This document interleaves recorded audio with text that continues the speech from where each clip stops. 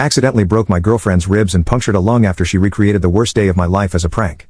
I think it's destroyed my life. Almost 6 years ago, I lost my partner suddenly in an accident while she was overseas on a work trip. When I lost her, I cannot describe the pain and anguish and the emotional hellscape that I found myself in. We planned a life together and in a fraction of a second it was all gone. In the aftermath, I completely collapsed as a human. I left my career in healthcare. I couldn't leave my apartment for 3 months. I lost 60 pounds and was already really skinny, and I just shut down. Through intense therapy and temporary psychiatric help, I've been able to heal over the years, though grieving isn't a linear process. Fast forward to around 2.5 years ago when I met my girlfriend.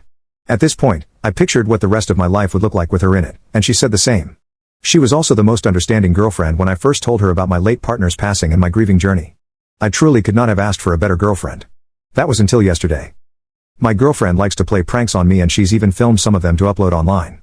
It's not a constant thing or frequent enough for me to always be on my toes, and I've always said that I'm prone to weird things happening to me, so I'm never the wiser when I'm being pranked.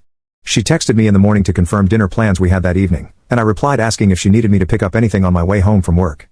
I planned to FaceTime her at lunch like I always do, so no big deal. Well, she didn't answer me at lunch. No big deal, she's probably busy. I sent her a couple more texts after lunch, just random stuff, but she never responded. And when I finished work, my phone showed she had never even read them. I got a little anxious admittedly, but pushed it aside. I don't need to hear from her constantly, but a sudden break in our routine felt weird because she always tells me in advance when something is going on or if she's busy. Always.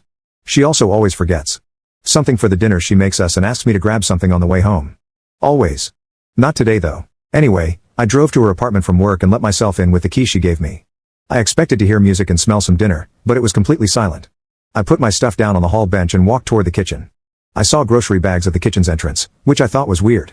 As soon as I entered the kitchen, I saw a broken wine glass at the far end of her kitchen island with a few drops of what I thought was red wine until I saw her feet sticking out. I sprinted around the island and she was lying on her side, facing away from me. There was blood everywhere. On the edge of the island, splatters on the wall and a large pool of blood around her head. I haven't made the sounds that came out of me since I got the call that my late partner passed. My heart was racing so badly that my chest and head hurt. Though I felt like I was in full-blown panic mode, I physically went into autopilot. I work in healthcare again, so I'm glad my instincts kicked in. She was on her side, so I flipped her flat on her back. She wasn't moving at all, and when I put my ear down to her mouth, I wasn't hearing or feeling breathing. She had blood all over her face, so I couldn't tell if her lips were blue or anything like that.